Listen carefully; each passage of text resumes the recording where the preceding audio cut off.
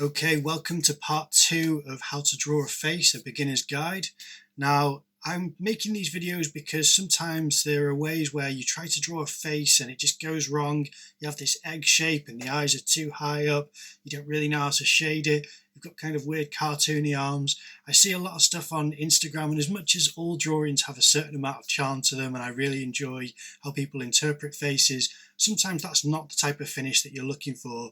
Also, people try the Andrew Loomis method and sometimes do the crosshairs too high and get the division wrong and just try to make up the difference. And I see the struggle with certain artists online where it's a great method. The Loomis method is the primary teaching kind of technique for how to draw a face, but sometimes you just get in the proportions wrong, like the ears become massive, or it's really hard to do foreshortening and drawing someone where their head is back, and that's really what you're trying to focus on. And that's why I'm trying to do this this kind of my own formula for how to draw a face, because I think I can break it down quite simple. I saw someone recently draw a face from the front and then draw the side of the head attached to the face from the front, which is not how you draw a face. Other people say put it in a box, which is great teaching. Again, it's very Loomis-esque, and that's what Kim Jong used to teach. But this is my way of teaching. It's really basic. There are 10 steps, and those 10 steps get you to the structure of the face. And I'm going to lead it from the structure on the right to the shading on the left. And that's what I'm going to help you out with. Now, I got my mum to do this from the last video that I made. She's a great artist, you can see from this dog, and this here is inside of a marquee when her and I were sheltering from the rain, and I got her to draw the interior of this marquee because I thought this would be a great lesson on perspective.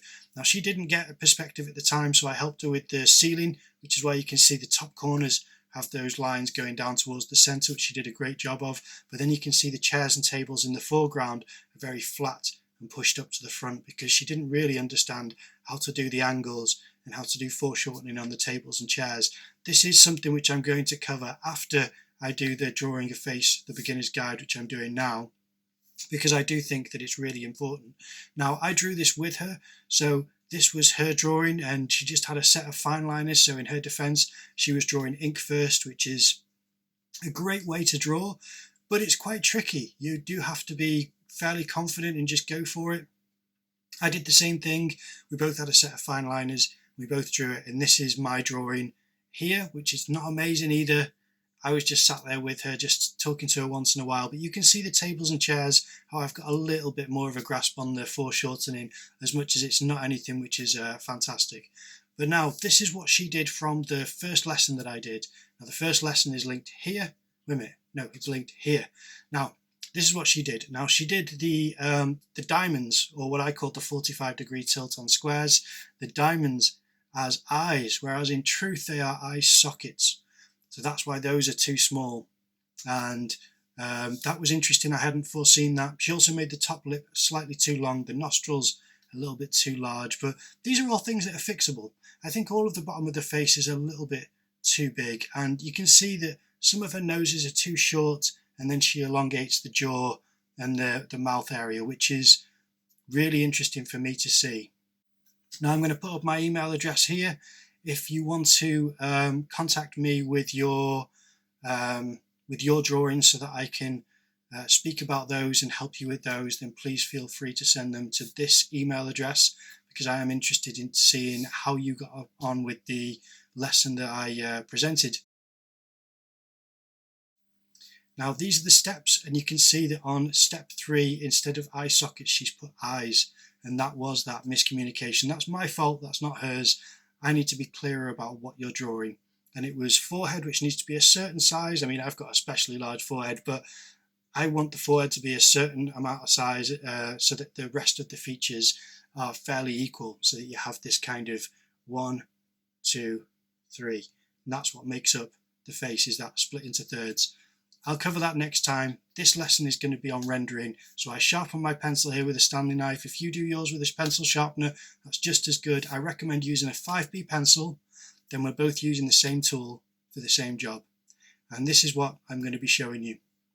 Now, with rendering, I think it's really important to make sure that you're not doing this kind of wiggly line, kind of scribbly thing which happens sometimes. Instead, I want you to kind of feather it, which means that I want you to be very, very gentle and light with the shading, and also I want you to hold the pencil a little bit different than you might be used to.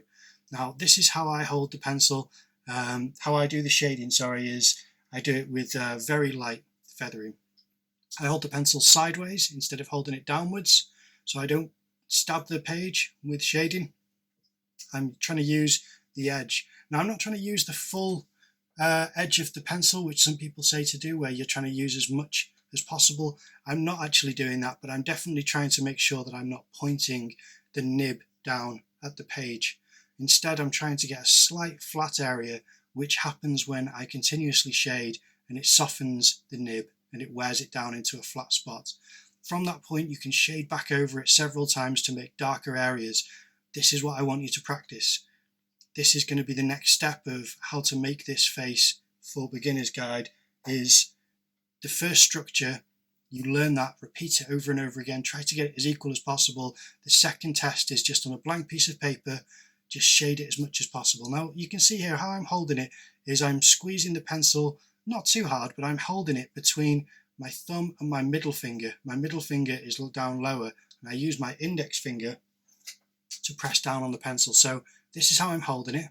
It's pressed between my thumb and my middle finger, then I press down on it with the index finger, and that's to apply pressure or to ease pressure off.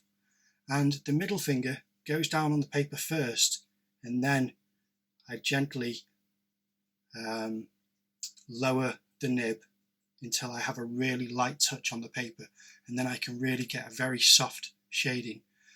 For a 5B pencil, you can actually get very light shading. Now, I do recommend on pencil drawings normally to use a range of hardnesses and softnesses for the pencils, but for this exercise we're using just the 5B because it goes nice and dark, goes nice and dark, and you've got a range of tones there to play with.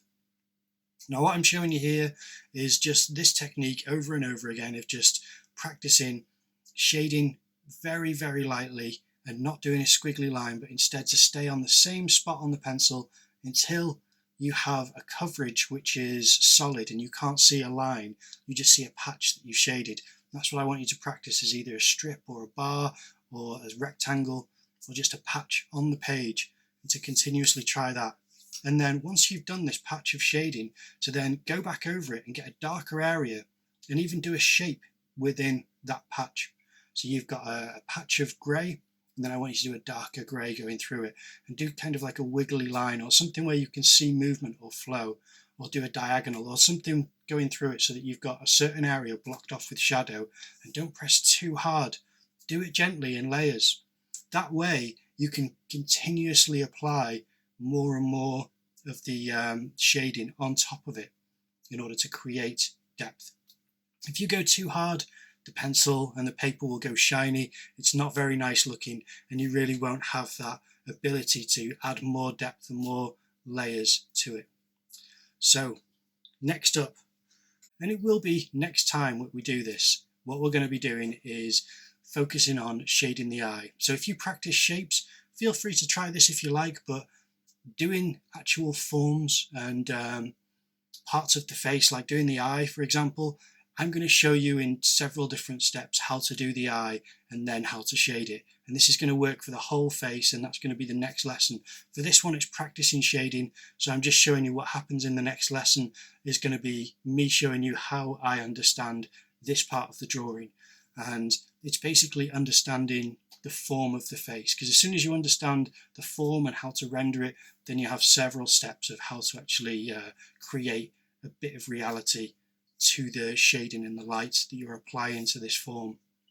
So here's what I have. It's not the most fully rendered eye, but I'm trying to show you that within this diamond that is the eye socket, and the eye is inside of that. So try out these areas of shading yourself. I want you to get these patches, these rectangles of tone, where you then create darker shadows inside and get really smooth rendering, as smooth as you can. And if you can't get it super smooth, just keep going gentler and gentler, because if you go back over it again and again and again, it will become blended into one nice smooth patch.